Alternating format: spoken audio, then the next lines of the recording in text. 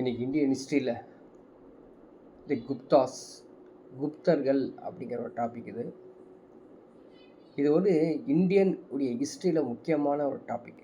நம்ம ஏற்கனவே பார்த்துருப்போம், மௌரிய பேரரசு பார்த்தோம். அதே மாதிரி தான் இந்த குப்த பேரரசும்.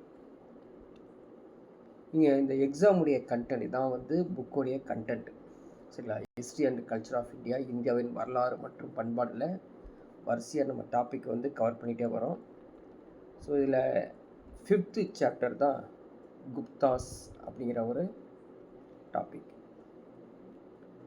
ஸோ இது எங்கே ஹிஸ்ட்ரி புக்கில் இருக்குது, அதாவது நம்முடைய டெக்ஸ்ட் புக்கில் எங்கே இருக்குது அப்படின்னு பார்த்தீங்கன்னா 6th standard history term 3 lesson 3ல் மட்டும்தான் இருக்குது, சரிங்களா? அதுக்கப்புறம் நீங்கள் டைரெக்டாக போடுனா 11th ஹிஸ்ட்ரி லெசன் 7ல் தான் இருக்குது. இது வந்து வெரி வெரி இம்பார்ட்டண்ட்டுங்க. 11th ஸ்டாண்டர்ட் ஹிஸ்ட்ரியிலேருந்து நிறையா கொஸ்டின்ஸ் வந்து எக்ஸாம்ஸில் கேட்டிருக்காங்க.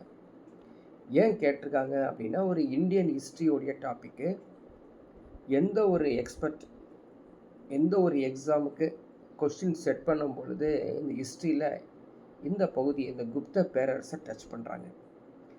அந்த குப்த பேரரசை பார்க்கலாம்.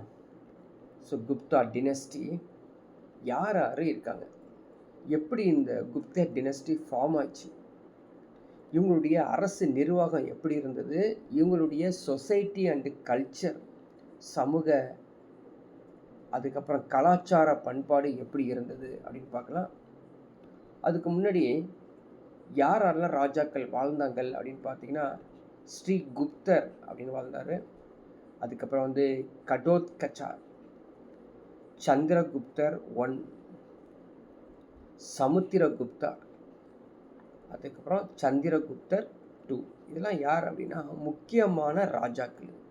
ஸோ முக்கியமான ஒரு எம்பையர்ஸாக தான் நம்ம வந்து பார்த்துருக்கோம். இது நடுவில் அதிக பேர் இருப்பாங்க, இவங்க முக்கியமானவங்க.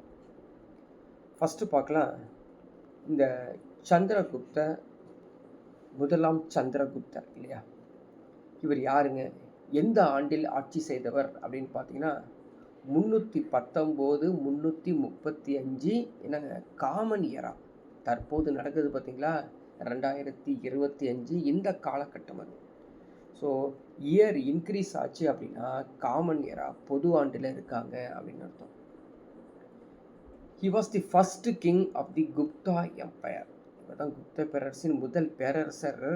இவரை எல்லாரும் என்னவென்று அழைப்பார்கள், மகாராஜா, ஆதிராஜா, அதிராஜா, அரசருக்கெல்லாம் அரசவரே அப்படின்னு சொல்லி இவரை கூப்பிடுவாங்களாமா. அந்த அளவுக்கு புகழ்ந்து இந்த ராஜாவை கூப்பிடுவாங்க. இவர்கிட்ட ஒரு முக்கியமான ஒரு பழக்கம் இருந்தது, பழக்கம்னே சொல்லலாம் இல்லையா.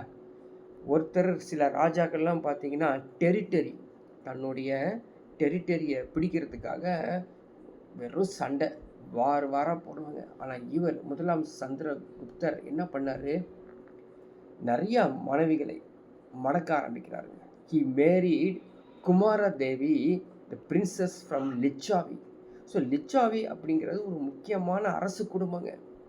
அந்த ஒரு பெரிய குடும்பத்துலேருந்து ஒரு குமாரதேவி அப்படிங்கிறத மணக்கிறாரு.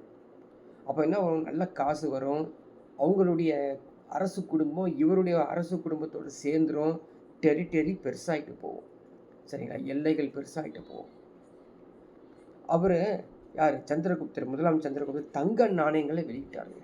இந்த தங்க நாணயங்களில் வந்து இவருடைய பேர் சந்திரகுப்தர் மற்றும் இவருடைய மனைவி பேர் குமாரதேவி, இரு பக்கங்களிலும் இல்லையா, அந்த நாணயத்தின் இரு பக்கங்களிலும் உருவங்கள் பொறிக்கப்பட்டிருக்குமா.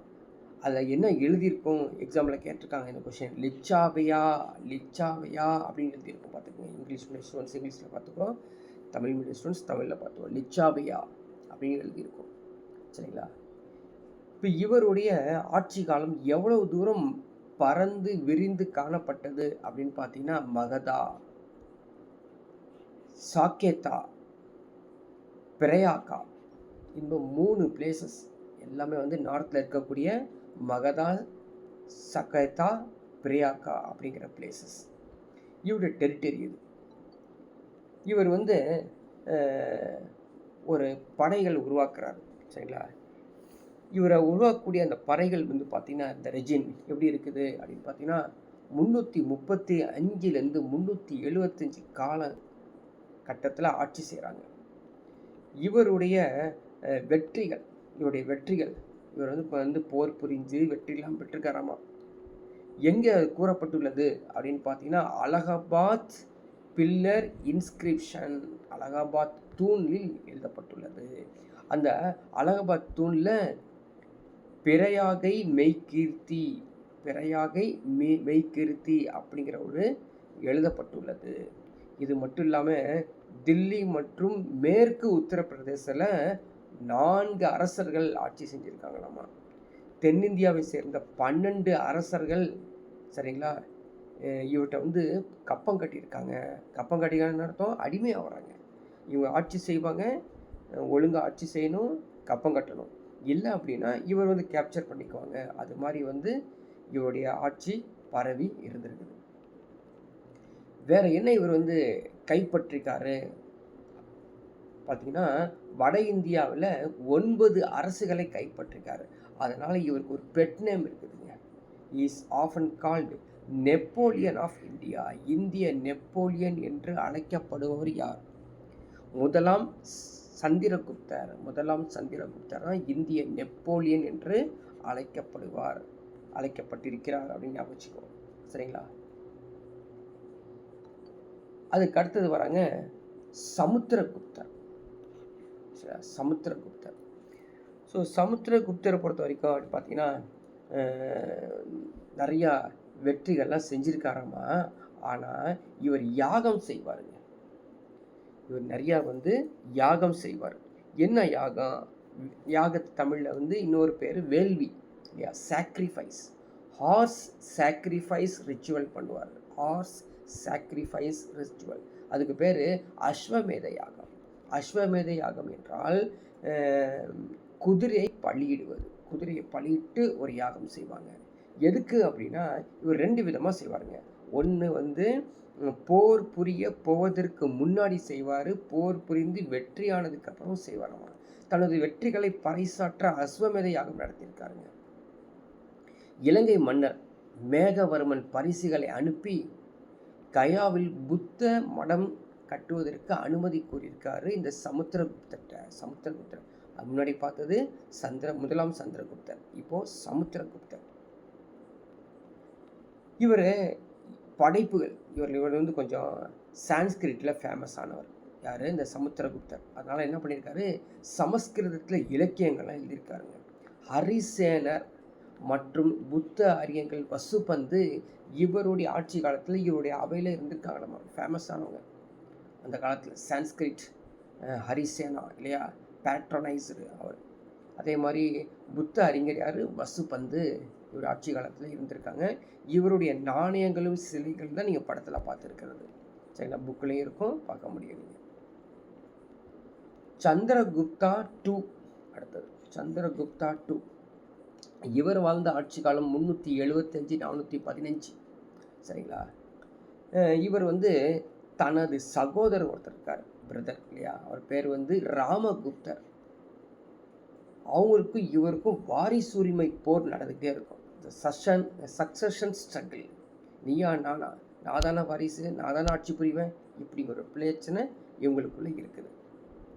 இவங்க என்ன பண்ணுறாங்க அப்படின்னு பார்த்தீங்கன்னா, நிறையா ஒரு பக்கம் தன்னுடைய எல்லைகளை பரவலாக டெரிட்டரியை வந்து எக்ஸ்பேண்ட் பண்ணுறதுக்காக போரும் புரிஞ்சிருக்காரு. சரிங்களா? திருமண உறவுகள் மூலமும் அரசை விரிவுபடுத்தியிருக்காரு.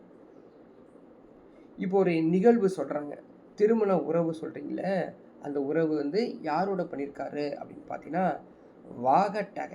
வாகட்டக இளவரசருக்கு தன் மகள் பிரபாவதியை திருமணம் செய்து கொடுத்துருக்கிறாராமா. இது ஒரு நிகழ்வு இல்லையா. ஸோ இந்த மேட்ரிமோனல் அலைன்ஸ் வந்து எக்ஸ்பேண்ட் பண்ணி, ஸோ தன்னுடைய டாக்டர் பிரபாவதியே வந்து வகாட்டகா பிரின்ஸுக்கு வந்து கொடுத்துட்றாருங்க. ஸோ இந்த மேரேஜ் பண்ணிக்கோ அப்படின்ட்டு. இதனால் என்னாச்சு, அந்த ஏரியாவை இவர் கேப்சர் பண்ணியிருக்காரு. சாகா அரசர்கள் கேள்விப்பட்டிருப்போம், ஏற்கனவே ஹிஸ்ட்ரியில் படிச்சிருப்போம். அவங்களையும் வந்து இவர் கேப்சர் பண்ணுறாரு. ஹூனர்கள், காம்போஜர், கிராதர் எல்லாத்தையும் இவர் வந்து கன்கொயர் பண்ணுறாருங்க, டிஃபீட் பண்ணுறாரு, வெற்றி பெற்றாரு. இவருக்கு பட்டங்கள்லாம் இருக்குதுங்க. யாருங்க? இந்த சந்திரகுப்தா 2 பட்டங்கள் இருக்குது. விக்ரம் என்று அழைக்கப்படும் குப்த பேரரசில் யார் அப்படின்னா சந்திரகுப்தா 2ஆம் சந்திரகுப்தர். தேவகுப்தன், தேவராஜன், சிம்ஹா விக்ரன், விக்ரமாதித்யன், சகாரி. ஸோ பெயர்களை மனப்பாடம் செய்து கொள்ள வேண்டும். நிறைய வந்து அப்படியே பைஹார்ட் பண்ணி வச்சுக்கணும். சரிங்களா? விக்ரமன், தேவகுப்தன், தேவராஜன், விக்ரன், விக்ரமாதித்தன், சகாரி. ஏதாவது ஒன்று டைட்டில் கொடுத்து இவர் வந்து யாருக்கு இந்த மாதிரி டைட்டில் கொடுத்துருக்காங்க, 1ஆம் சந்திரகுப்தரா, 2ஆம் சந்திரகுப்தரா, சமுத்திரகுப்தரா அப்படின்னு கேட்பாங்க. படித்து வச்சுக்கோ. சரிங்களா? இது இல்லாமல் இவருடைய ஆட்சி காலத்தில் ட்ரேடிங் நடந்துருக்குதுங்க. நல்லா வந்து வணிகம் நடந்துருக்குது. எந்த நாட்டுடன் வணிகம் அப்படின்னா ரோமன் எம்பையர், ரோமானிய பேரரசுடன். நம்ம இந்தியாவுடைய ராஜாக்கள், நிறைய ராஜாக்கள் இந்த ரோமானிய பேரரசு கூடயும் அரபிய பேரரசு கூடயும் வந்து வணிகம் செஞ்சுருக்காங்க அப்படிங்கிறது நிறைய எவிடன்ஸ் வந்து கிடைக்குது. இவருடைய ஆட்சி காலத்தில் இருக்கக்கூடிய காயின்ஸ், நாணயங்கள் பார்த்தீங்கன்னா வெள்ளி நாணயம் ஃபேமஸ். அது வெள்ளி நாணயத்தை வெளியிட்ட முதல் குப்த அரசர் யாருங்க? 2ஆம் சந்திரகுப்தர். படித்து வச்சுக்கோ, கேட்பாங்க. Chandragupta II was the first Gupta rule to issue silver coin. சரிங்களா? இவருடைய அவையில் நவரத்தினங்கள் காணப்படுவாங்க. நவரத்தினங்கள் இதுவும் படிச்சுக்கோ, வெரி வெரி இம்பார்ட்டன்ட். 9 அறிஞர்கள் ஃபேமஸாக இருப்பாங்க. ஒவ்வொரு அறிஞரும் எதுக்காக ஸ்பெஷலிஸ்ட்டு அப்படின்னு மனப்பாடம் பண்ணி வச்சுக்கக்கூடிய எக்ஸாம்லலாம் இது பொறுத்துகளை கேட்கக்கூடிய முக்கியமான பிளேஸு. இந்த பிளேஸில் நிறுத்தி மனப்பாடம் பண்ணிக்கணும். காளிதாசர் சமஸ்கிருத புலவர். ஹரிசேனர் சமஸ்கிருத புலவர்.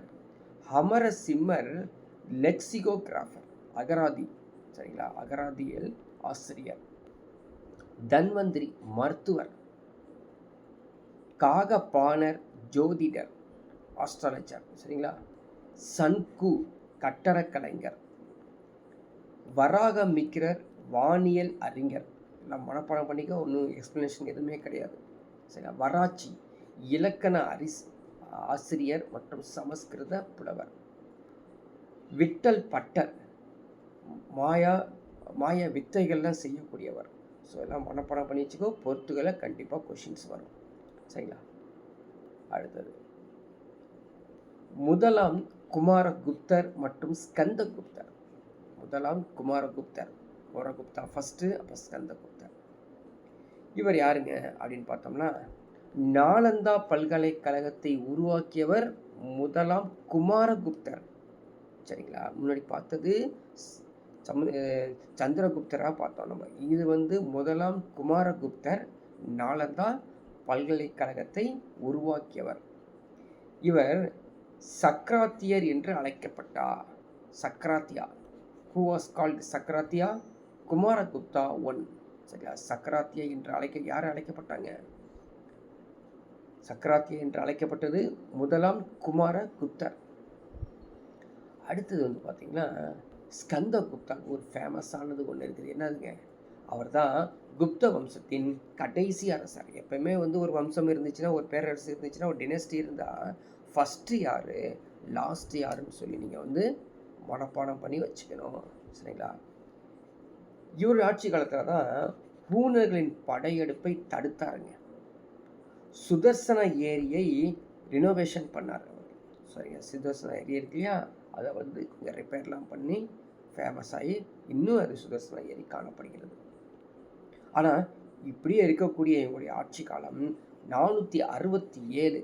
ஸ்கந்தகுப்தா இறந்ததற்கு பிறகு குப்த பேரரசு டிக்ளைன் ஆயிடுச்சு. சரிங்களா? வீழ்ச்சி அடைந்து விட்டது. இவருக்கு பின்னால் வந்த அரசர்கள் யார்? அதான் வந்து லேட்டர் ரூலர்ஸ், பிற்கால அரசர்கள் யார் அப்படின்னு பார்த்தீங்கன்னா பாலாத்தியர் 1ஆம் நரசிம்மகுப்தர். சரிங்களா? பாலாத்தியர் 1ஆம் நரசிம்மகுப்தர், அவர் தான் ஆட்சிக்கு வந்தார். இவர் பேசிக்காகவே புத்திஸ்ட், நிறைய பௌத்த மதத்தால் ஈர்க்கப்பட்டவர். இவர் வந்து மிகிர குலருக்கு கப்பம் கட்டியிருக்காருன்னு வச்சுக்கலேன். So paid tribute to Mihirakula. So இதெல்லாம் வந்து எல்லாமே ஃபுட் நோட்ஸ் மாதிரி இருக்கும், கிறிஸ்பாக இருக்கும். மனப்பாடம் பண்ணி வச்சுக்கோ, எக்ஸாமில் கேட்பாங்க. அதே மாதிரி விஷ்ணுகுப்தர் ஒருத்தர். விஷ்ணுகுப்தர் குப்த வம்சத்தின் கடைசி அரசர். பாருங்க, இப்போ நம்மளுக்கு ஒரு முக்கியமான ஒரு பாயிண்ட் கிடைச்சிருக்கு. 540 முதல் 550 வரை ஆட்சி புரிந்திருக்கார். அப்போ யாருங்க? He was the last recognised king of Gupta line. இதுக்கு முன்னாடி ஒன்று பார்த்தோம், இப்போ எடுத்து பாருங்க. இதுக்கு முன்னாடி ஒன்று பார்த்தோம் பாருங்க. ஸ்கந்தகுப்தர் குப்த வம்சத்தின் கடைசி அரசர் ஆவார். ரெண்டுமே பாயிண்ட் நோட் பண்ணி வச்சுக்கணும். ரெண்டுக்கும் சின்னதாக டிஃப்ரென்ஸ் இருக்குது, சரிங்களா? ஸ்கந்தகுப்தர் ஒருத்தர், இன்னொன்று பாருங்கள் விஷ்ணுகுப்தர். 2 பேர் இருக்காங்க. விஷ்ணுகுப்தர் ரெண்டுமே குப்த வம்சத்தின் கடைசி அரசர். கேட்குற கேள்விக்கு கரெக்டான அரசர். ஸோ குப்த வம்சத்தில் வரிசையாக அரசர்கள் வர்றாங்க. அந்த அரசர்களில் ஃபேமஸான அரசர்களை ஸ்கந்தகுப்தர் கடைசி. அதுக்கப்புறம் பெருசாக ஒரு குப்தருடைய ஆட்சிகள் நடக்கவே இல்லை. ஆனால் அரசர்களுடைய வரிசை, குப்தர்கள் ஆட்சி சரியாக நடக்காமல் போனாலும் விஷ்ணுகுப்தர் தான் கடைசி அரசராக இருந்தார் 550 வரை, சரிங்களா? சரி, இவங்க வாழ்ந்தது இந்தியாவில் ஆட்சி புரிஞ்சிருக்காங்க அப்படிங்கிறதுக்காக நிறைய சோர்சஸ், சான்றுகள் எடுத்து பார்க்குறோம். அதில் முக்கியமான சான்றுகள் இலக்கிய சான்றுகள், லிட்ரரி சோர்சஸ். அந்த இலக்கிய சான்றுகளில் பார்த்திங்கன்னா ஸ்மிருத்தின்னு சொல்லக்கூடிய ஸ்மிருதிகள். என்ன ஸ்மிருதி? நாரத ஸ்மிருதி, விஷ்ணு பிரகஸ்பதி, சரிங்களா? காத்தியனான ஸ்மிருதி. இந்த ஸ்மிருதி லிட்ரேச்சர்ஸ்லாம் ஃபேமஸ். காமகந்தன் ஒருத்தர் இருக்காரு. அவர் நீதிச்சாரம், தர்மசாஸ்திரம் அப்படின்னு கூட ஒரு நூல். விசாகதத்தர் எழுதிய தேவி சந்திரகுப்தம், முத்ராட்சம், இதெல்லாம் ஃபேமஸ்ஸு. இந்த பகுதியை நீங்கள் மனப்பாடம் பண்ணி வச்சுக்கணும், எக்ஸாமில் கேட்பாங்க, சரிங்களா? என்னென்ன ஸ்மிருதிகள் குப்தாட்சியில் இருந்துச்சு அப்படின்னா நாரதர், விஷ்ணு, பிரகஸ்பதி, காத்யாயனர் அப்படின்னு. அதே மாதிரி காமகந்தர் எழுதியது நீதிச்சாரம், விசாகதத்தர் எழுதியது தேவி சந்திரகுப்தம், முத்ராட்சம் அப்படின்னு நூல்கள்லாம் ஃபேமஸான நூல்கள், படித்து வச்சுக்கணும். இது இல்லாமல் நிறைய புத்த சமண இலக்கியங்கள் எழுது. காளிதாசருடைய படைப்புகளே ஏகப்பட்ட படைப்பு இருக்குது. 2ஆம் சந்திரகுப்த காலத்தில் ஒரு சீன பயணி பாகியான் வேற வந்திருக்காரு. இதுவும் முக்கியமானது, இது எக்ஸாமில் ஆல்ரெடி கேட்டிருக்காங்க. ஸோ பாகியான் சீன பயணி யாருடைய ஆட்சி காலத்தில் வந்தார் இந்தியாவுக்கு அப்படின்னு கேட்டிருக்காங்க. 2ஆம் சந்திரகுப்தருடைய ஆட்சி காலத்தில் வந்திருக்காங்க. சரிங்களா? எதுவுமே நீங்கள் மேலோட்டமாக இதை படிக்க முடியாது, கண்டினியூவாக மனப்பாடம் பண்ணிடணும், ரிப்பீட்டட் டைம்ஸ் படிக்கணும், சரிங்களா? So next epigraphical sources. அங்கே லிட்ரரி சோர்சஸ் பார்த்தோம். இப்போ கல்வெட்டு சான்றுகள் அப்படின்னு தான். ஸோ இந்த தூண்கள்லாம் நீங்கள் மனப்பாடம் பண்ணி வச்சுக்கணும். மெஹரலி இரும்பு தூண், சரிங்களா? மெஹரலி இரும்பு தூண் யாரை பற்றி சொல்கிறாங்க? முதலாம் சந்திரகுப்தருடைய சாதனைகளை பற்றி சொல்கிறாங்க. அலகாபாத் கல்வெட்டு தூண் சமுத்திரகுப்தரை பற்றி சொல்கிறாங்க. இதை படித்து வச்சுக்கணும், முக்கியமானது, சரிங்களா? ஸோ புத்தகுப்தன் ஏரான் தூண் கல்வெட்டு. புத்தகுப்தனுடைய ஏரான் தூண் கல்வெட்டு, அது ஏரான் பில்லர்ஸ்னு சொல்லி புத்தகுப்தாவை பற்றி புத்தகுப்தா ஃபேமஸானவர் கிடையாது, இருந்தாலும் புத்தகுப்தாவை பற்றி ஏரான் தூணில் கொடுக்கப்பட்டுள்ளது. மதுரா சாஞ்சி கல்வெட்டில் 2ஆம் சந்திரகுப்தரை பற்றி கூறப்பட்டுள்ளது. பிடாரி தூண் கல்வெட்டில் ஸ்கந்தகுப்தரை பற்றி கொடுக்குறது. ஸோ இதில் இந்த இன்ஸ்கிரிப்ஷனை, இந்த எஃபிகிராஃபியை நீ மனப்பாடம் பண்ணி வச்சுக்கணும். ஸோ அதாவது அந்த கல்வெட்டு சொன்னோடனே எந்த ராஜா அப்படின்னு தெரிஞ்சு வச்சுக்கணும். மெஹரலி அப்படின்னா முதலாம் சந்திரகுப்தர், அலகாபாத் அப்படிங்கிறது சமுத்திரகுப்தர், சரிங்களா? எரான் அப்படிங்கிறது புத்தகுப்தர், மதுரா சாஞ்சி அப்படிங்கிறது 2ஆம் சந்திரகுப்தர், பிடாரி அப்படிங்கிறது ஸ்கந்தகுப்தர்னு சொல்லி மனப்பாடம் பண்ணி வச்சுக்கணும். எல்லாம் எக்ஸாமில் கேட்கக்கூடிய பிளேசஸ் எல்லாம். சரி, இந்த குப்தருடைய ஆட்சி காலத்தில் காயின்ஸ், நாணயங்கள் எப்படி இருந்தது அப்படின்னு பார்த்தீங்கன்னா வீணை வாசிப்பது போன்ற சின்னம் காணப்பட்டதாமா. அதான் முக்கியமானது, வீணை வாசிப்பது போன்ற சின்னம், வீணா, லியூட். ஸோ பிளேயிங் வீணா அப்படிங்கிறது முக்கியமான ஒரு பிளேஸாக இருக்குது. யாருடைய ஆட்சி காலத்தில் பார்த்தாங்க? சமுத்திரகுப்தருடைய ஆட்சி காலத்தில் அந்த நாணயங்களில் வந்து வீணை வாசிப்பது போன்ற சின்னம் இருந்தது அப்படின்னு சொல்கிறாங்க. 2ஆம் சந்திரகுப்தா அவர் தானே வெள்ளி நாணயம் விட்டார், படித்தோம் இல்லையா? படிச்சுட்டு வந்தோம். வெள்ளி நாணயம் வந்து அவர் தான் முதலாம் குப்த அரசர்லே வந்து முதல் குப்த அரசர் 2ஆம் சந்திரகுப்தர் தான் வெள்ளி நாணயத்தை விட்டிருக்காரு அப்படின்னு பார்த்தோம். இது இல்லாமல் செப்பு பட்டயங்கள் ஃபேமஸ், காப்பர் பிளேட்ஸ். சரிங்களா? பஞ்சாப்ல இருக்குல்ல, பஞ்சாப் அங்கே மதுபான் செப்பு பட்டயம். சரிங்களா? சோனாபட் செப்பு பட்டயம். இப்போ வந்து நீங்கள் வந்து இதை படிக்கும்போது எப்படி படிக்கணும்னு பார்த்தீங்கன்னா, குப்தருடைய ஆட்சி காலத்தில் வந்து பின்வரும் எவை செப்பு பட்டயங்கள் அல்ல, பின்வரும் எவை செப்பு பட்டயங்கள் அப்படின்னு கொடுக்கப்படும். ஸோ மதுபான் சோனாபட், மதுபான் சோனாபட் எங்கேயும் காணப்படுது? பஞ்சாபில் இருக்கக்கூடிய மதுபான் சோனாபட் தான் குப்தருடைய ஆட்சி காலத்தில் இருக்கக்கூடிய காப்பர் பிளேட்ஸ். இவருடைய நிர்வாகங்கள் பார்க்கலாம். ஆட்சி நிர்வாகங்கள் எப்படி இருந்தது அப்படின்னு பார்த்தீங்கன்னா, ஆட்சி நிர்வாகங்கள் எல்லாமே டீசென்ட்ரலைஸ்டு, அதாவது பரவலாக்கப்பட்ட. அங்கங்கே நீங்கள் பார்த்துக்குங்கப்பா, அங்கங்கே ஒரு ஆளுநரை போட்டு நீங்களே பார்த்துக்குங்க, தேவைப்பட்டனா நான் வருவேன். சரிங்களா? டீசென்ட்ரலைஸ்டாக இருக்கும். நில பிரபுத்துவத்தன்மை, ஸோ குவாசி ஃபிடல், இங்கிலீஷ் படித்த ஸ்டூடெண்ட்ஸ் பற்றி குவாசி ஃபிடல். ஸோ நிலப்பிரபுத்துவத்தன்மை, அவன் வந்து நிலம் வச்சுருப்பானுங்க, அந்த நிலத்துக்கு அவன் தான் வந்து ராஜா மாதிரி இருப்பாங்க. ஆனால் இந்த குப்த அரசுக்கு கப்பம் கட்டுவாங்க. சரிங்களா? அரசர்கள் தாம் தெய்வாம்சம் பொருந்தியவர்கள் என்ற பிம்பத்தை முன்வைத்தார்களாம். King claimed divine status. Divine, நான் தான் இப்போ ராஜா, நான் தான் வந்து தெய்வம், நான் தான் வந்து என்னைய தான் நீங்கள் வணங்கணும், நான் வந்து சில நேரத்தில் வந்து இறைவனுக்கு நான் தான் வந்து நெருங்கியவன் அப்படின்னு சொல்லி நம்மளுக்கு தன்னைத்தானே ஒரு பிம்பத்தை உருவாக்கிக்குவாங்க. ஸோ டிவைன் கம்பேரிஷன்ஸ் நிறையா பண்ணிக்குவாங்க. அப்படி அலகாபாத் கல்வெட்டில் பொறிக்கப்பட்டுள்ளது. யாரை பற்றி? சமுத்திரகுப்தரை பற்றி பொறிக்கப்பட்டது. புருஷா கேள்வி கேட்பாங்க. அப்போ குப்தருடைய ஆட்சி காலத்தில் புருஷான்னு என்று பொறிக்கப்பட்டுள்ள கல்வெட்டுடைய பெயர் என்ன அப்படின்னு கேட்டால் அலகாபாத் கல்வெட்டு. ஸோ அலகாபாத் இன்ஸ்கிரிப்ஷன் அங்கே தான். என்னங்க அர்த்தம்? புருஷாவுடைய அர்த்தம் என்ன? அனைவருக்கும் மேலானவர், அனைவருக்கும் மேலானவர். என்ன மீனிங்? கடவுளுடன் ஒப்பிடப்படுகிறது அந்த ராஜாவை வந்து ஒப்பிடப்பட்டாங்களாமா. இது இல்லாமல் அவர் டைட்டில்ஸ் எடுத்துக்கிட்டோம் அப்படின்னு பார்த்தீங்கன்னா, மகாராஜாதி ராஜா, பரம பட்டராக, பரமேஸ்வரா. ஸோ 3 பேர். சரிங்களா? மகா ராஜாதிராஜ, பரம பட்டராக, பரமேஸ்வரா என்ற டைட்டில்ஸ்லாம் வந்து குப்தருடைய ஆட்சி காலத்தில் யாரை கூப்பிட்டாங்க?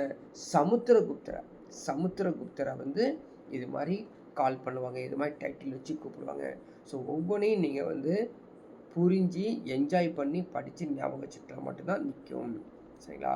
ஸோ இவருடைய ஆட்சி, இவருடைய நிர்வாகம் எப்படி இருந்தது பாருங்கள். முதல்ல வந்து கிங்கு தான். அவங்களுக்கு கீழே ஒரு 2 பேர் இருந்திருக்காங்க. அவங்க கீழே 2 பேர் இருந்திருக்காங்க. ஒன்று வந்து அமத்தியாஸ்ன்னு சொல்லுவாங்க அவரை. ஸோ இப்படி வந்து ராஜாக்கு கீழே இருக்கக்கூடியது ராஜா பிரசிடென்ட்னு வச்சுக்கோங்களேன். அவருக்கு கீழே பிரைம் மினிஸ்டர் இருப்பாங்க இல்லையா, அது மாதிரி அமத்தியாஸ். மகாதண்டநாயக்கா, அமத்தியாஸ் மகாதண்டநாயக்காலாம் எக்ஸாம்பிள் ஆல்ரெடி கேட்ட கொஷின்ஸ். சரிங்களா? அதுக்கப்புறம் அந்த அந்த நாடுகள் சொல்லுவாங்களே, கிராமங்கள் எப்படி பிரிஞ்சிருந்ததுன்னா வில்லேஜஸ் தான். ஃபஸ்ட்டு வில்லேஜஸ்லாம் சேர்ந்து தான் டிஸ்ட்ரிக்ஸ். அதுக்கப்புறம் விஷயாஸை கண்காணிப்பதுக்கு விஷயபதி அப்படின்னு ஒருத்தர் இருப்பார். ஸோ விஷயபதிக்கு அப்புறம் ப்ரொவின்சிஸ், மாகாணங்கள். அது குப்தருடைய ஆட்சி காலத்தில் சான்ஸ்கிரிட்டில் வந்து பார்த்திங்கன்னா புக்திஸ் அதெல்லாம் வச்சுக்கோ. அதுக்கப்புறம் வந்து கிங்டம் அப்படின்னு நாடு, அரசாங்கம், பேரரசு அப்படின்னு பேர் இருந்தது. சரிங்களா? இப்போ இதுவும் முக்கியமான பிளேஸுக்கு வந்திருக்கோம். எங்கள் குப்தருடைய ஆட்சி காலத்தில் அமைச்சருடைய பெயர்கள் என்னென்னா அந்த பெயர் அப்படின்னா குமாரத்தையா அப்படின்னு அழைப்பாங்க. இவர் தனக்குன்னு ஒரு பேசிக்கலி ஒரு ஹை எக்ஸிக்யூட்டிவ் இல்லையா, தனியாகவே ஹை ரேங்கிங் ஆஃபீஸர்ஸ். இவர் குமாரத்தையா அப்படிங்கிறது. இவர் தனியாக ஒரு ஆஃபீஸ் இருக்கும். இவருக்கு ஈக்குவலண்ட்டான சமமான இந்த அரச குல இளவரசர் பிரின்ஸுக்கு ஈக்குவலான போஸ்ட் அப்படின்னு பார்த்தீங்கன்னா இந்த குமாரத்தையா. ஸோ சில நேரத்தில் வந்து ராஜா எம்பையர்ஸ் ராஜாக்கள் வந்து தன்னுடைய மகனை வந்து குமாரத்தையா அப்படின்னு கூட அப்பாயின்மெண்ட் பண்ணி வச்சுருப்பாங்க நம்ம. அடுத்து பாருங்கள், ஹரிசேனர் என்பவர் குமாரத்தையாக இருந்திருக்காராமா. சரிங்களா. சந்தி விக்கிரகாங்கிறது மகா தண்டநாயக்கா, இவங்கெல்லாம் வந்து பட்டங்கள் பெற்றிருந்திருக்காங்க. ஹரிசேனர் குமாரத்தையா அப்படிங்கிற போஸ்ட் பெற்றிருக்காரு. சந்தி விக்கிரகா மகா தண்டநாயக்கெல்லாம் வந்து பட்டங்கள் பெற்றிருக்காங்க. மகா தண்டநாயக்கா துருவப்புதியின் புதல்வராக இருப்பார். மகா தண்டநாயக்கா துருவப்புதியின் புதல்வராக இருந்திருக்காரு. So he was the son of Dhruvabhuti who was also Mahadandanayaka. So each and every line is very very important. அடுத்தது வந்து பாருங்க, அதிகாரிகளுடைய பட்டியல், அஃபிஷியல் லிஸ்ட்ஸ். ஸோ அஃபிஷியல் லிஸ்ட்டில் வந்து பார்த்தீங்கன்னா சபா அலகாபாத் கல்வெட்டில் பொறிக்கப்பட்டிருக்கிறதுங்க. சபா என்றால் ஒரு குழு, கவுன்சில் அப்படின்னு அர்த்தம். சரிங்களா. அதே மாதிரி மகா சந்தி விக்கிரகா என்றால் அமைதி மற்றும் போருக்கான அமைச்சர். So minister of peace and war இல்லையா. நெக்ஸ்ட் ஒன் தண்டநாயகாஸ், மகா தண்டநாயகாஸ். மகா தண்டநாயகாஸ் ஆல்ரெடி பார்த்தோம். இவங்க தான் நீதித்துறை மற்றும் இராணுவ அதிகாரிகள், அதாவது ஹை ரேங்க் ஆஃபீஸர்ஸ். நீதித்துறை மற்றும் இராணுவ அதிகாரிகள். மகா அஸ்வபதி என்றால் குதிரை படைத்தலைவர். இது ஈஸியாக ஞாபகம் வச்சுக்கலாம். அஸ்வமேத யாகம் படிச்சுக்கோம் இல்லையா, அஸ்வமேத யாகம். ஸோ அஸ்வ என்றாலே வந்து எதை குறிக்குது, குதிரையை குறிக்குது. சரிங்களா. அதனால் வந்து நம்ம ஈஸியாக ஞாபகம் வச்சுக்கலாம். மகா அஸ்வபதி அப்படின்னா குதிரைப்படை தலைவர். பாலாதி கிருத்தியா, மகா பாலாதி கிருத்தியா அப்படின்னா கமாண்டர் தளபதி அப்படின்னு அர்த்தம். ஸோ எல்லாம் பொறுத்துக்களை கேட்பாங்க. ஸோ அதனால் இந்த டாபிக் பொறுத்த வரைக்கும் பர்டிகுலரி குப்தாஸில் வந்து நிறையா கொஷின்ஸ் கேட்குறதுக்கு ரீசன் இது மாதிரி இருக்கிறனால தான். நிறையா வந்து பொறுத்துக்களை வரும், ஸ்டேட்மெண்ட்டில் வரும், டைரக்ட் கொஷின்ஸ் வரும், இன்டைரக்ட் கொஷின்ஸ் வரும். தண்டபாஷிகா என மாவட்ட அளவிலான காவல்துறை அதிகாரி. தண்டபாஷிகா டைரக்ட் கொஸ்டின்ஸ் மனப்பாடம் வச்சுக்கோ. மகா பிரதிஹாரா அரண்மனை காவலர், அது சீஃப் ஆஃப் பேலஸ் கார்ட்ஸ். கத்திய பகிதா, எல்லாமே வந்து சான்ஸ்கிரிட்டுங்க. கத்திய பகிதா அரச சமையலறை கண்காணிப்பாளர், the royal kitchener, superintendent of the royal kitchen. Dutaka வந்திருக்காரா, ஒற்றர் இல்லையா, ஸ்பைஸ். ஸோ துட்டகாஸ் அப்படிங்கிறது ஒற்றர்களை குறிக்கும், ஞாபகம் வச்சுக்கோ. ஸோ கொஷின் வந்து எப்படி வேணாலும் நீங்களே வந்து கொஷினை ஜோடித்து படித்து பார்த்துக்கிறோம். யாருடைய ஆட்சி காலத்தில் ஒற்றர்களை துட்டகா என்று அழைத்தார்கள் அப்படின்னா குப்தருடைய ஆட்சி காலத்தில், மௌரியருடைய ஆட்சி காலத்தில்னு சொல்லி நிறையா ஆட்சி காலம் கேட்கும்போது நீங்கள் படித்து வச்சுருந்தா மட்டும்தான் புரியும். சரி, நிர்வாக அலைகள், அட்மினிஸ்ட்ரேட்டிவ் யூனிட்ஸ் எப்படி இருந்தது அப்படின்னு பார்க்கலாம். ஆயுக்தா விதி மகாதாரா, சரி யார், நிர்வாக அதிகாரிகள், அட்மினிஸ்ட்ரேட்டிவ் ஆஃபீஸர்ஸ். ஆயுக்தகா விதி மகாதாரா எல்லாமே வந்து சான்ஸ்கிரிட். மாவட்டத்திற்கு கீழே விதி, பூமி, பதக்கா, பீடா அப்படிங்கிற யூனிட்ஸ் இருந்திருக்குது. சரிங்களா. ஸோ டிஸ்ட்ரிக்டு கீழே இருக்கக்கூடிய யூனிட்ஸுடைய பெயர்கள் கேட்பாங்க. விதி, பூமி, பதக்கா, பீடா அப்படிங்கிற அலகுகள் இருந்திருக்கு. கிராம நிர்வாகத்தை இவங்க வந்து கிராமிகா, கிராம அத்தியக்ஷா அப்படிங்கிறது இருந்திருக்காங்க. சரிங்களா. தாமோதர்பூர் செப்பேடில் மகாதாரா, இது நம்ம பார்த்தோம் பார்த்தீங்களா, பஞ்சாபில் இருக்கக்கூடிய காப்பர் பிளேட்ஸ் செப்பேடுகள். அதே மாதிரி இது ஒரு புதுசாக இருக்குது பாருங்கள், பஞ்சாபில் இல்லை. இது வந்து தாமோதரப்பூர் செப்பேடில் மகாதாரா கிராம பெரியவர் அப்படின்னு குறிப்பிடப்பட்டுள்ளது. அஷ்டகுல அதிகாரணா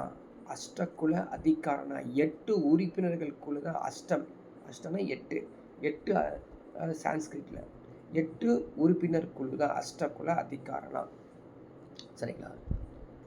சாஞ்சி கல்வெட்டில் போய் பார்த்தோன்னு வச்சுக்கோங்களேன், அங்கே வந்து பஞ்சமண்டலி அப்படிங்கிற ஒரு குழுமம் இருந்திருக்குதாம்மா. கார்ப்பரேட் பாடிஸ் எங்களது பஞ்சமண்டலி. ஸோ பஞ்சமண்டலி அப்படிங்கிற கார்ப்பரேட் பாடிஸ் வந்து சாஞ்சி கல்வெட்டில் பொறிக்கப்பட்டுள்ளது. ஸோ குப்தருடைய ஆட்சி காலத்தில் இருக்கக்கூடிய பொருளாதார நிலை, எக்கனாமிக் கண்டிஷன்ஸ், ரெவென்யூஸ் எப்படி இருந்திருக்குது, எப்படி வருவாயெல்லாம் எப்படி இருந்திருக்குது அப்படின்னு பார்த்தீங்கன்னா, காமகந்தர் படிச்சுட்டு வந்தோம் இல்லையா? காமகந்தர் அவர் தான் நீதி சாரா இல்லைங்களா? அரச கருவூலத்தில் முக்கியத்துவத்தை வருவாய் மூலங்களாக கூறப்படுகிறது. காமகந்தர் இருக்கார் இல்லையா, அவர் எழுதியிருக்கார் நூல். அந்த நூலில் நீதிச்சாரா நூலில் குப்தருடைய ஆட்சி காலத்தில் எப்படி ரெவென்யூ ட்ரெஷரி சோர்சஸ்லாம் வச்சுருக்காங்க அப்படின்னு தெரியுது. இது இல்லாமல் அஷ்பத்தலா திக்ரதா எப்படி கஷ்டமாக இருக்குது பார்த்தீங்களா? எல்லாருமே சான்ஸ்கிரிட். அஷ்பத்தலா திக்ரதா அரசு ஆவணங்களை பராமரித்தார். ஸோ ராயல் ரெக்கார்ட்ஸ்லாம் வந்து மெயின்டைன் பண்ணக்கூடியவர். இரணிய வெஷ்டி கட்டாய உழைப்பை குறிக்கும். இரணிய வெஷ்டி என்றால் கட்டாய உழைப்பை குறிக்கும். இது இல்லாமல் நிலம்லாம் வந்து குத்தகை முறைகள்லாம் இருந்திருக்கு பாருங்கள். லேண்ட் டென்யூர்ஸ். நிவி தர்மா படித்து வச்சுக்கோம். நிவி தர்மா. இன்னொன்று வந்து நிவி தர்ம அக்ஷயனா. நிவி தர்மா என்னன்னா அறக்கட்டளை போன்ற அமைப்பு. நிவி தர்ம அக்ஷயனா அப்படின்னா நிரந்தரமான அறக்கட்டளை. ஸோ இந்த நிரந்தரமான அறக்கட்டளை என்னது, ரெண்டுக்குள்ள வித்தியாசம் பாருங்கள். அது அறக்கட்டளை போன்று இருக்கும், இது நிரந்தரமான ஒரிஜினல் அறக்கட்டளை. சரிங்களா? Perpetual endowment where income could be used by the recipient. நிரந்தரமான அறக்கட்டளையில் வருவாயை வந்து பயன்படுத்திக்கலாம். இங்கே நில மானியம் கொடுப்பாங்க. சரிங்களா? அடுத்தது வந்து பாருங்கள், அபர்த தர்மனா வருவாயை பயன்படுத்தலாம். தானம் செய்யவோ நிர்வாகம் செய்யவோ உரிமை இல்லை. அபர்த தர்மா ஒவ்வொன்றும் பல முறை நீங்கள் வந்து மனப்பாடம் பண்ணி வச்சுக்கணும். பூமி சித்ராயணம் தரிசு நிலத்தை சாகுபடி நிலமாக மாற்றுவதற்கு தரப்படும் உரிமை வரி விலக்கு உண்டு. சரிங்களா? பூமி சித்ராயணா அப்படிங்கிறது ரைட்ஸ் அக்கர்ட் பை மேக்கிங் பேரன் லேண்ட் கல்டிவேபிள். சாதாரண காடை வந்து ஒரு சாகுபடி நிலமாக கல்டிவேபிள் லேண்டாக கன்வெர்ட் பண்ணிட்டீங்க அப்படின்னா அதுக்காக உங்களுக்கு வந்து உரிமையும் கொடுக்குறாங்க, அதே போல் வரி விலக்கும் கொடுக்குறாங்க. ஸோ நெக்ஸ்ட்டு எல்லாமே பொருத்துக்களை கேட்பாங்க. அடுத்தது வருது பாருங்கள், டேக்ஸஸ். குப்தருடைய ஆட்சி காலத்தில் இருக்கக்கூடிய டேக்ஸஸ். சரிங்களா? பாகா, போகா, காரா, பாலி, சரிங்களா, உடியங்கா, உப்ரிகரா, ஹிரணியா, வட்டபூட்டா, ஹலிவக்ரா, சுல்கா, நிறையா இருக்குது வரும். அதே மாதிரி கில்பட்டா. இதெல்லாம் எப்படிங்க ஞாபகம் வச்சுக்கிறது? இங்கிலீஷ் மீடியம் ஸ்டூடெண்ட்ஸ் பார்த்துக்குங்க, தமிழ் மீடியம் சொல்கிற பாருங்கள், ஈஸியாக ஞாபகம் வச்சுக்கணும். சரிங்களா? பாகானா என்னங்க, பாகத்தை பிரித்து கொடுன்றாங்க. 6 1 பங்கு விளைச்சலில் 6 1 பங்கு அரசருக்கு கொடுக்கணுங்க. அதான் பாகா. போகானா அரசருக்கு கிராமங்கள் அவ்வப்போது வழங்க வேண்டிய பழங்கள், விறகு, பூக்கள். ஸோ அரசருக்கு கொடுப்பாங்க, ஃப்ரீயாகவே வச்சுக்கோ அப்படின்னு கொடுத்தாகணும். இல்லாட்டி நீங்கள் விளைச்சல் செய்ய முடியாது உங்களுடைய நிலத்தில்.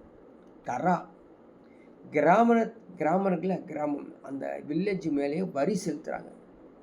இது வருடத்திற்கு நிலவரியின் ஒரு பகுதி அல்ல அப்படிங்கிறதும் கொடுத்துருக்காங்க. ஸோ ஒவ்வொன்றும் நீங்கள் ஞாபகம் வச்சுக்கணும். பலிங்கிறதும் ஒரு பலி பாலி அப்படின்னு. ஸோ பலி பாலின்னு சொல்லுவாங்க. பாலி லாங்குவேஜும் இருக்குது இல்லையா? பாலி லாங்குவேஜ் தான் யாருது லாங்குவேஜ்? புத்திஸ்டோடைய லாங்குவேஜ்.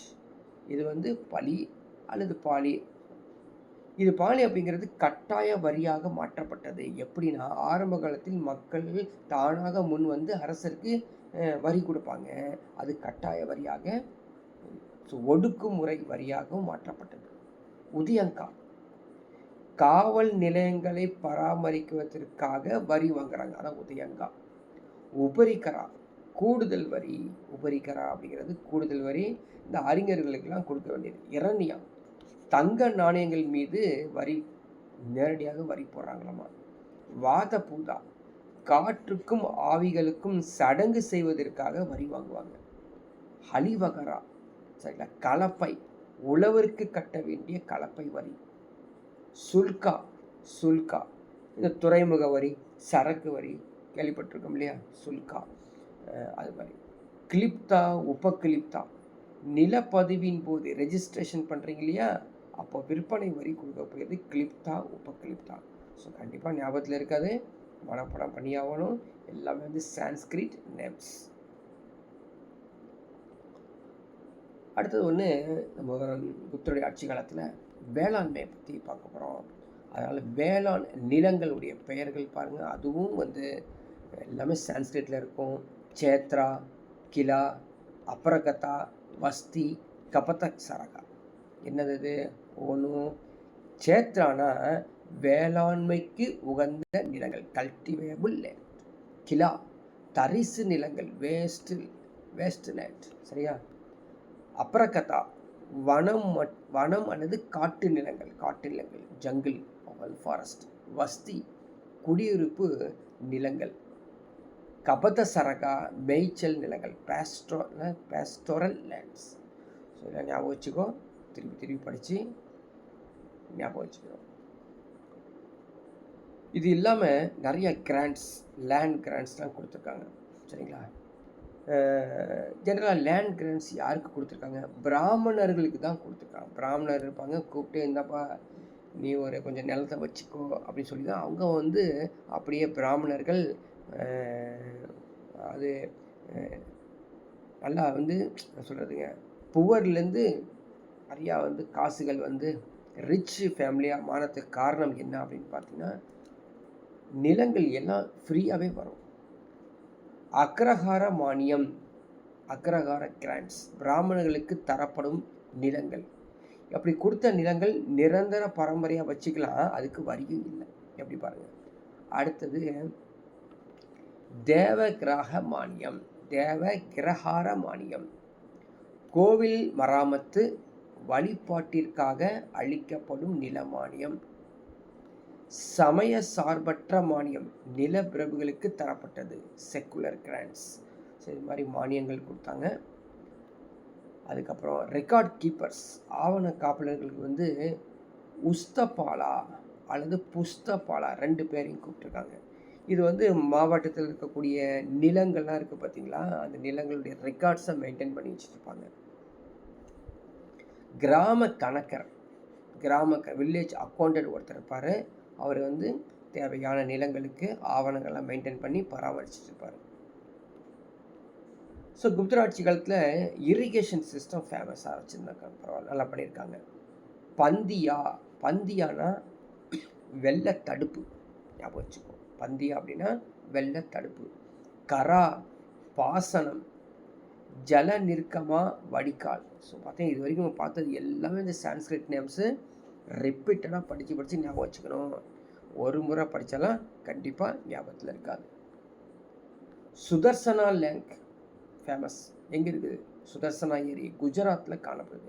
குஜராத்தில் கிர்னர் மலை அடிவாரத்தில் காணப்பட்ட சுதர்சனா ஏரியை இவங்க வந்து தூர்வாரி அதை வந்து நல்லபடியாக ரன்னிங்கில் கொண்டு வந்தாங்க. ஸோ இவங்க ஆட்சி காலத்தில் அடுத்தது பாருங்கள், சுரங்கம், மைனிங், மெட்டலர்ஜி தான் ஃபேமஸ், சரிங்களா? நீங்கள் வந்து இவங்க பற்றி சொல்லணும்னா மெஹர் அலி இரும்பு தூணில் வச்சு கண்டுபிடிச்சிடலாம். மெஹர் அலி இரும்பு தூண் தற்போது வரை துருப்பிடிக்காமல் காணப்படுகிறது. காரணம் என்ன, அதில் இருக்கக்கூடிய அலாய்ஸ் என்னது, பித்தாளை, வெண்கலம், மைக்கா, மேங்கனஸ், அஞ்சனக்கல் இதெல்லாம் பயன்படுத்தி தான் அந்த மெஹரலி இரும்பு தூண் மேட் பண்ணியிருக்காங்க. இதனால் துரு பிடிக்காமல் கிடக்குதுங்க. இது இல்லாமல் விவசாயத்துக்கு அடுத்த தொழிலாக என்ன இருந்தது அப்படின்னா கைவினை தொழில்கள், கிராஃப்ட்ஸ் ஒர்க். சரிங்களா? அதில் உலோக வேலை ஃபேமஸ். விவசாயிகளுக்கு அடுத்தபடியாக உள்ள வேலை உலோக வேலை. உலோகத்தை உருக்கும் போது ஏற்படும் சேதாரத்தை மக்கள் பணம் தர வேண்டியிருந்தது. ஒரு கல்வெட்டில் கூறப்பட்டுள்ளது அப்படின்னு பார்த்தீங்கன்னா உலோக வேலை ஃபேமஸாக இருந்திருக்குது. குப்தருடைய ஆட்சி காலத்தில் வணிகமும் வர்த்தகமும்ல வந்து பார்த்தீங்கன்னா வணிகர்கள் எப்படி இருந்தாங்க இதுவும் படித்து வச்சுக்கணும். பாருங்கள், சிரேஸ்தி சிரேஸ்தி ட்ரேடர்ஸ், சார்த்தவாகா ட்ரேடர்ஸ். சிரேஸ்தி பிரிவை சார்ந்த வணிகர்கள் அது 2 பேர் இருக்காங்க. மொத்தம் 2 வணிகர்களுங்க. இதை ஞாபகம் வச்சுக்கோங்க. ஒன்று வந்து சிரேஸ்தி, சார்த்தவாகா. சிரேஸ்தினா என்னது, ஒரே இடத்துல சேல்ஸ் பண்ணிகிட்டு இருப்பாங்க. ஒரு கடை ஓப்பன் பண்ணி அந்த கடையிலேயே வந்து சேல்ஸ் பண்ணிட்டுருப்பாங்க. சார்த்தவாகானா எருது வண்டியை பூட்டிட்டு ஒரு இடத்துலேருந்து இன்னொரு இடத்துல ஜாமான் எடுத்துகிட்டு போய் சேல்ஸ் பண்ணிட்டு வருவாங்க. எப்படி வாரச்சந்தையில் நடக்குது பார்த்தீங்களா? வாரச்சந்தை, டெய்லி சந்தைக்கு ஒரு வண்டியை கட்டி எடுத்துகிட்டு போய் சந்தையாக போகிறாங்க பார்த்தீங்களா? அவங்களாம் வந்து சார்த்தவாகா. சிரேஸ்தினா ஒரே இடத்துல வந்து ட்ரேட் பண்ணிகிட்டு இருப்பாங்க. அதே மாதிரி நாரத் பிரகஸ்பதி ஸ்மிருதி, நாரத் மற்றும் பிரகஸ்பதி ஸ்மிருதியில் வணிக குழுக்கள் பற்றி கூறப்பட்டுள்ளாமா. அது இல்லாமல் வங்கிகளும் செயல்பட்டு இருந்ததெல்லாம் கேள்வி கேட்பாங்க. குப்தர் ஆட்சியில் வங்கி செயல்பட்டதா அப்படின்னு கேட்பாங்க. வங்கிகள் இருந்திருக்குது. சரிங்களா? கல்யாண்ங்கிறது என்னங்க, பிளேஸு. கல்யாண் எங்கே, மகாராஷ்டிராவில். சால், மலபார், மங்களூர், அங்கெல்லாம் வந்து சந்தைகள் இருந்தது, மார்க்கெட்ஸ் இருந்ததுங்க. சரிங்களா? வங்கத்தில் தாமிர லிப்தி கிழக்கு கடற்கரையில் வந்து வணிக மையம் ஒன்று இருந்திருக்குது அப்படின்னு சொல்லி யார் சொல்லியிருக்காருங்க, சீன பயணி அந்த பாகியான் தன்னுடைய குறிப்பில் எழுதியிருக்காராமா. பெங்காலில் வந்து தாமிர லிப்தி அப்படிங்கிற ஒரு ட்ரேட் சென்டர் இருந்திருக்குது அப்படிங்கிறது கொடுத்துருக்காரு பாகியான். இவங்க ஆட்சி காலத்தில் சமூகம் எப்படி இருந்திருக்குது அப்படின்னு பார்த்தோம்னா பிராமணருடைய ஆதிக்கம் தான் அதிகமாக இருந்திருக்காமா. சூத்திரர்கள் டாப் பொசிஷனில் இருந்திருப்பாங்க. வர்ண சிஸ்டம் இருந்திருக்குது. பெண்களினுடைய நிலை மிகவும் தாழ்ந்து இருந்தது. சதி இருந்திருக்கு, சதி பழக்கத்தில் இருக்குது. பலதார மனம், குழந்தை திருமணம், இது எல்லாமே இருந்திருக்குது சொல்ல கேட்பாங்க, ஞாபகத்தில் வச்சுக்கோ. ஸோ கல்ச்சுரல் ஃப்ளோரசன்ஸ் அப்படின்னு பார்த்தீங்கன்னா பண்பாட்டு வளர்ச்சி எப்படி இருந்திருக்குது அப்படின்னு பார்த்தீங்கன்னா நாலந்தா கேள்விப்பட்டிருக்கோம். அது இல்லாமல் நாகாரா மற்றும் திராவிடன் ஸ்டைல்ஸ், நாகாரா அண்ட் திராவிடன் ஸ்டைல்ஸில் வந்து ஆர்கிடெக்சர்ஸ்லாம் வந்து இருந்திருக்குது அப்படின்னு பார்க்கலாம். ஸோ அதுக்கான வந்து படங்கள்லாம் நீங்கள் பார்த்துட்ருக்கீங்க. லக்ஷ்மணா டெம்பிள் இது இல்லாமல் ராக்கட் ஆர்கிடெக்சரும் செஞ்சுருக்காங்க. குடவரை சிற்பங்கள், அஜந்தா, எல்லோரா மகாராஷ்டிரத்தில், பாக் மத்திய பிரதேசம், உதயகிரி ஒடிசா, இதெல்லாம் வந்து பார்த்திங்கன்னா குடவரை சிற்பங்கள் இருக்கக்கூடிய கோவில்கள். நம்ம ஃபாலோ பண்ணி வச்சுக்கணும். அடுத்தது பாருங்கள், கட்டுமான கோவில்கள், ஸ்ட்ரக்சரல் டெம்பிள்ஸ் அப்படின்னு பார்த்தோன்னா ஜென்ரலி இவங்களுடைய அந்த கோவில்கள் வந்து தட்டையாக கூரை இருந்திருக்குது, சதுர வடிவில் செஞ்சுருக்காங்க. ஸோ சதுர வடிவில் செய்யக்கூடிய கோவில்கள் யாருடைய ஆட்சி காலத்தில், குப்தாவுடைய ஆட்சி காலத்தில் அப்படின்னு தெரிஞ்சு வச்சுக்கணும். அதே மாதிரி விமானத்துடன் கூடிய கோவில்கள் வந்து பயங்கர உயரமாக இருந்திருக்கும். வளைக்கோட்டு கோபுரம் சிகரம் மாதிரி இருந்திருக்குது. இது எல்லாமே இருந்திருக்குது. கோவில்கள் வந்து செவ்வக மற்றும் வட்ட வடிவில் கோவில்கள் கட்டப்பட்டன அப்படின்னு கொடுத்துருக்காங்க. ஸோ அந்த கோவிலுடைய அந்த பிக்சர் தான் நீங்கள் பார்த்துட்ருக்கேன். இப்படி தான் கோயில் கட்டியிருப்பாங்களோ இது மாதிரி கோயில் நிறையா நீங்கள் கோயில்கள் மலை பக்கத்தில் நீங்கள் பார்த்துருப்பீங்க. மலை கோவில்கள் பார்த்தீங்களா அங்கே. ஸோ 2வது மாடி கூடிய தட்டையான கூரை கோவில்கள் எல்லாமே காணப்படுது. ஸ்கொயர் டெம்பிள் பாருங்கள் எப்படி இருக்கு.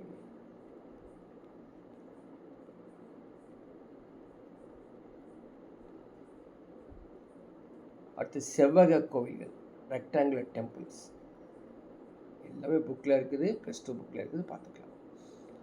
வட்ட வடிவ கோவில்கள் அடுத்தது.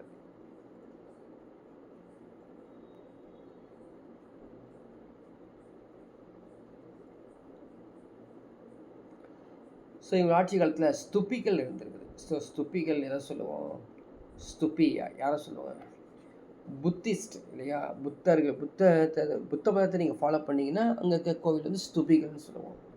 அதில் சமத், சாரநாத் உத்தரப்பிரதேசில், ரத்னகிரி ஒடிசா, கிரீன் வந்தாலே ஒடிசா டச் ஆகும், மீர்பூர் கான், சிந்து இதெல்லாம் குப்தருடைய ஆட்சி காலத்தில் இருந்த ஸ்டுபாஸ் சரிங்களா. கற்சிற்பங்கள் ஸ்டோன் ஸ்ட்ரக்சர்ஸ்லாம் இருந்திருக்குது, ஃபேமஸானது. உதயகிரி இருக்கு இல்லையா ஒடிசாவில், அங்கே கோவில் நுழைவாயிலே நீங்கள் பார்க்கலாமாம்மா. என்னது? வராக அவதார சிலை மற்றும் சாரநாத்தில் நிற்கும் புத்தர் சிலை கற்சிற்ப சிலைக்கு சான்று இந்த ரெண்டும் முக்கியமானது. அதுக்கப்புறம் உலோக சிலைகள், மெட்டல் ஸ்டாச்சூஸ் இல்லையா, மெட்டல் ஸ்டாச்சூஸ் இல்லை ஃபேமஸ். நாலந்தா இருக்கு இல்லையா, நாலந்தா பல்கலைக்கழகம், அங்கே 18 அடி செம்பால் செய்யப்பட்ட புத்தர் சிலை காணப்படுதாமா. அதே மாதிரி சுல்தான்கஞ்ச் 7.5 அடி புத்தருடைய சிலை காணப்படுது. ஸோ இதெல்லாம் இவருடைய ஆட்சி காலத்தில் இருந்த முக்கியமான சிலைகள். ஓவியங்கள், பெயிண்டிங்ஸ், அஜந்தா, பாத்தாமி சுவர் ஓவியங்கள், வால் பெயிண்டிங்ஸ் இல்லைங்களா. மத்திய தேச ஓவிய பாணியில் தான் இந்த ஓவியங்கள் இருந்திருக்குது. மத்திய தேச school of painting at is best அப்படின்னு கொடுத்துருக்காங்க. ஸோ பெயிண்டிங்கில் தான் நீங்கள் இப்போ படத்தை பார்த்துட்ருக்கீங்க.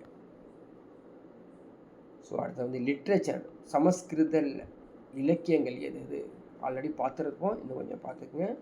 ஸோ சமஸ்கிருத இலக்கியங்கள் அந்த குப்தருடைய ஆட்சி காலத்தில் ஃபேமஸாக இருந்திருக்குது. பாணினி எழுதிய நூல் அஷ்டதாயி, பதாஞ்சலியுடைய நூல் மகாபாஷ்யா, அமரசிம்மர் அமரகோசம் சரிங்களா. இது மாதிரி பல்வேறு புராணங்கள் இருந்திருக்குது. விஷ்ணு, சிவ, மத்தியசா புராணம் இதெல்லாம் இயற்றப்பட்டது. ஸோ எல்லா பாயிண்ட்டுமே முக்கியமானது, படித்து வச்சுக்கணும். ஸோ இவருடைய ஆட்சி காலத்தில் புத்திஸ்ட்டுக்கு ராஜாக்கள் மாறி இருக்காங்க. அதனால் புத்த இலக்கியங்களும் காணப்பட்டுள்ளதாமா. அந்த புத்த இலக்கியங்கள் எது அப்படின்னு பார்த்தீங்கன்னா, நான் சொல்லுவீங்களா, பாலி மொழியில் எழுதப்பட்ட புத்த இலக்கியங்கள். வசுபந்து தர்க்கம் குறித்த முதல் முழுமையான பௌத்த நூலை எழுதினார். சரிங்களா. வசுபந்து தர்க்கம் குறித்த முதல் முழுமையான பௌத்த நூலை எழுதியிருக்காரு. சீடர் திக்நாகர், இவருடைய சீடர் திக்நாகர். சமண மதமும் புத்தருடைய ஆட்சி காலத்தில் இருந்திருக்குது. ஜைன லிட்ரேச்சர், அதனால தான் ஜைன லிட்ரேச்சர் காணப்படுது. பிராகிருத மொழி, ஸோ புத்திஸ்ட் பாலி மொழி, சான்ஸ்கிரிட் தனியாக இருக்குது. ஜைனிசம் பிராகிருத மொழியில் எழுதியிருக்காங்க. அதுக்கப்புறம் தான் சமஸ்கிருத மொழிக்கு மாற்றிருக்காங்க. விமலா சமண ராமாயணத்தை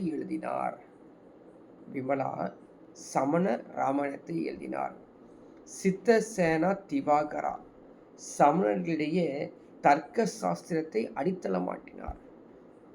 சித்தசேனா Divakara laid the foundation of logic among Jains. அதை படித்து வச்சுக்கோ, எல்லாமே பாயிண்ட் முக்கியமானது.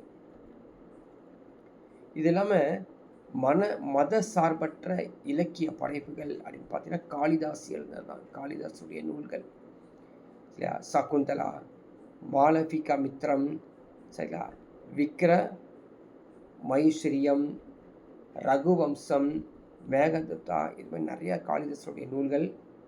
அதே மாதிரி சூத்திரக்கர் வந்து மிர்ச்ச கடிகம் அப்படின்ற நூல், விசாகதத்தருடைய நூல், பாரவி கிராதர ஜூனியம் நூல், தண்டின் தாசகுமார சரிதம், எல்லாமே வந்து ஒவ்வொரு பேஜும் பாருங்களேன் மனப்பாடம் பண்ணியே ஆகணும். அது மாதிரி தான் இருக்குது. ஸோ இதுக்கு வந்து நிறைய டைமிங் எடுத்து நீங்கள் நிறைய வந்து மனப்பாடம் பண்ணிக்கணும். ஸோ இவங்க ஆட்சி காலத்தில் கணிதமும் வானவில் ஸோ அஸ்ட்ரானமி அண்ட் மேத்தமெட்டிக்ஸில் நிறையா இருந்திருக்குது. ஆரியப்பட்டர் இருந்திருக்காரு இல்லையா? ஸோ ஆரியப்பட்டர் சூரிய சித்தாந்தம் ஆரிய பாட்டியம் அப்படின்னு எழுதியிருக்காரு. வராகமிக்கிரர் பிருக சமிஹிதா, பஞ்ச சித்தாந்தியா, பிருக ஜாதகா, வராகமித்ரா. பிரம்மகுப்தர் பிரம்மஸ்புத சித்தாந்த கண்டகாத்தியா, இது மாதிரி வந்து மேத்தமெட்டிக்ஸ் அண்ட் ஆஸ்ட்ரானமியுடைய டெக்ஸ்ட்டை தான் நீங்கள் பார்த்துருக்கீங்க. இது இல்லாமல் மருத்துவம், மெடிசின்ஸ் வந்து பார்த்திங்கன்னா பிற்காலத்தில் வளர்ந்து வீழ்ச்சி அடைந்திருக்கு. நவனிகதம் மருந்துகள், நவனிகதம்னா மருந்துகள் தயாரிக்கும் முறை. நவனிகதம் அப்படிங்கிறது மருந்துகள் தயாரிக்கும் முறை. எக்ஸாம்பிள் கேட்பாங்க, படிச்சுக்கோ. பாலகாப்பியா அவர் வந்து அஸ்தயாயுர் வேதா, விலங்கு மருத்துவம், விலங்கு வெட்டினரி சயின்ஸ் பண்றாத பாலகாப்பையா, வெட்டினரி சயின்ஸ். அவர் ஹூனர்கள் கொஞ்ச காலத்துக்கு அப்புறம் இந்த குப்த பேரரசை வந்து படையெடுத்திருக்காங்க. ஹூனர்கள் ஆல்ரெடி பார்த்துருப்போம், சைனாலேருந்து வந்தவங்க ஹூன்ஸ். அவங்க வந்து படையெடுப்பு, குப்த பேரரசு பிற்காலத்தில் வீழ்ச்சி அடைஞ்சிருச்சு. ஸோ இந்த லாஸ்ட் பார்ட் வந்திருக்கோம். ப்ரீவியஸ் இயர் கொஸ்டின்ஸ் பாருங்கள். ஒவ்வொரு பார்ட்லேயும் நம்ம வந்து ஸோ முந்தைய கேள்விகள் கேட்டு பார்ப்போம். அதே மாதிரி பார்த்துங்க நிறைய மேட்ச் தி ஃபாலோவிங் இருக்கும். சரியா? மகாபாலாதி கிருத எதை குறிக்குது? மகாபாலாதி கிருத வந்து அவர் தான் வந்து படை தளபதி. ஓகேவா? மகாஸ்வபதிங்கிறது குதிரைப்படை. மகாபிலுபதி அப்படிங்கிறது யானைப்படை. மகா தண்டநாயக்கா தலைமை நீதிபதி. ஸோ பொறுத்த கேட்டிருக்கானா கண்டிப்பாக வந்து ஒரு 2-3 படித்த மாதிரி இருக்கும், 2-3 தெரியாத மாதிரி தான் இருக்கும். நீங்கள் மேட்ச் பண்ணி ஆன்சர் கொடுக்குற மாதிரி இருக்கும். நெக்ஸ்ட் கொஸ்டின் பாருங்கள். Which are the following statement about the Gupta society is true? குப்தர்களுடைய சமூக கலாச்சாரம் எப்படி இருந்திருக்குது? ஸோ குப்த அரசர்கள் தங்களை பரமபக்தர் என்று அழைத்து கொண்டனர். சீனாவுடன் ரோமனுடன் வியாபாரம் செழித்தது. பொது நிகழ்ச்சியில் பங்கு பெற பெண்களுக்கு தடை இருந்தது. உடன்கட்டை ஏறும் பழக்கம் இருந்தது. ஈஸியாக உங்களுக்கு புரிஞ்சிடும் எது சரி அப்படின்னு. சரியா? ஸோ கீழே ஆப்ஷன்ஸ் பாருங்கள், 1, 2, 4. ஸோ ஆல்ரெடி பார்த்தோம், சதி இருந்தது பார்த்தோம் இல்லையா? அதே மாதிரி தன்னை வந்து நான் தாங்க கடவுள்னு அழைச்சிருக்காங்க. சீனாவுடனும் ரோமாவுடனும் வியாபாரம் செழித்திருந்திருக்குது. ஸோ 1, 2, 4 இதில் இல்லாதன்னா பொது நிகழ்ச்சியில் பங்கு பெற பெண்களுக்கு தடை அப்படிங்கிறது அதை பற்றி தான் இல்லை. ஸோ 1, 2, 4 இஸ் தி ரைட்டான answer. Again another match the following. So எல்லா நூல்கள் எழுந்தது மனப்பாடம் பண்ணி வச்சுக்கணும். வராகமிக்கிற எழுதிய நூல் வானியல் அறிஞர் அவர். ஓகேவா? காளிதாசர் சமஸ்கிருத புலவர். அமரசிம்மா அகராதி. தன்வந்திரி மருத்துவர். எல்லாம் மனப்பாடம் பண்ணி வச்சுக்கோ. அங்கே மனப்பாடம் பண்ணியிருந்தால் இங்கே ஆன்சர் கொடுக்க முடியும். அடுத்தது மேட்ச் தி ஃபாலோயிங். குப்தர் காலத்தின் நிலங்களை பற்றி மேட்ச் தி ஃபாலோயிங். ஓகேவா? சேத்ரா எதை குறிக்குது? வேளாண்மை நிலம். கிலா தரிசு நிலம். அபரகதா வளநிலம். வஸ்தி குடியிருப்பதற்கான உகந்த நிலம். எல்லாம் படித்தது தான். சரிங்களா? படித்த கொஷின் சிறப்பாக படிச்சிங்கன்னா, நல்லா படிச்சிங்கன்னா கண்டிப்பாக ஆன்சர் கொடுத்துடலாம். அடுத்த ஒரு கேள்வி பாருங்கள். தசகுமார சரிதம் இல்லையா, தசகுமார சரிதம் என்னும் நூலை ஆசிரியர் தண்டி. தண்டி தான் Dashakumaracharitam. Chandragupta two was succeeded by whom? சந்திரகுப்தாருக்கு அடுத்து வந்தவர் யாருங்க? முதலாம் குமாரகுப்தர். முதலாம் குமாரகுப்தர். ஸோ அதே மாதிரி அசர்ஷன் ரீசன் கேட்பாங்க. என்ன கேட்டிருக்காங்க பாருங்க. குப்தர் கூற்று இல்லையா, கூற்று குப்த கால இலக்கியம் கலை ஆகியவற்றை பொற்காலம் என்று அழைக்கப்படுவது சரியாகுமா? சரியாகுமா? காரணம், பிற்கால குப்தர் காலத்தில் பெண்களின் நிலை சரிவு, நகர்ப்புற மயங்கள் வீழ்ச்சி, சமூக சீர்வு. ஸோ இப்படி இருக்கக்கூடிய ஆன்சர் என்னவாக இருக்க போது பாருங்கள். So both A and R are correct. R does not explain A. Correct தானே? ஆர் வந்து எக்ஸ்பிளைன் பண்ணுறது சரியில்லை, அது வேறு ஏதோ எக்ஸ்பிளைன் பண்ணிருக்காங்க அப்படின்னு அர்த்தம். ஃபால்ஸ் ஸ்டேட்மெண்ட்டை கண்டுபிடிக்கணும். Find out the false statement. Gupta கலைஞர்கள் இயல்பானவர்கள், இயற்கை நிலை மாறாதவர்கள். சரிங்களா? அங்கே கூறிய அழகு உணர்ச்சியுடைய கலாச்சாரம் இருந்தது. நிர்வாணம் அங்கே முற்றிலுமாக ஒழிக்கப்பட்டது. மதம் மற்றும் ஆன்மீகம் சார்ந்தது அல்ல அப்படின்னு கொடுத்துருக்காங்க. ஸோ இது சரியான விடை. ஸோ எல்லாமே 1 2 3 ஆர் ட்ரூ, 4 இஸ் ஃபால்ஸ். ஆமாம், 4வது மட்டும் தவறு. ஏன் தவறு? 4வது மட்டும் மதம் மற்றும் ஆன்மீகம் சார்ந்தது அல்ல. எல்லாமே மதம் சார்ந்தது தான் இருந்திருக்குது குப்தருடைய ஆட்சி காலத்தில் தான். இது தவறு, மீதி எல்லாமே சரி அப்படின்னு அர்த்தம். ஸோ இதோட டாபிக் முடியுது. நீங்கள் கண்டிப்பாக இந்த நோட்ஸே நீங்கள் மீண்டும் மீண்டும் சிறப்பாக படிச்சுக்கங்க. சரிங்களா? அதுக்கப்புறம் நீங்கள் புக்கை எடுத்து ஒரு டைம் ரெஃபரன்ஸ் பண்ணிக்கங்க. ஸோ நிறையா டைமிங் இருக்குது. இப்போயே நீங்கள் கிளாஸ் முடிஞ்சு அதுக்கப்புறம் நிறையா இந்த டைமிங்கில் வந்து திரும்ப படிச்சுக்கங்க. இப்போ ஒரு டைம் படிச்சுக்கங்க, எக்ஸாமுக்கு முன்னாடி ஒரு டைம் படிங்க, அப்போ ஞாபகத்தில் இருக்கும். ஸோ நெக்ஸ்ட்டு கிளாஸில் நெக்ஸ்ட் ஒரு டாப்பிக்கில் பார்க்கலாம்.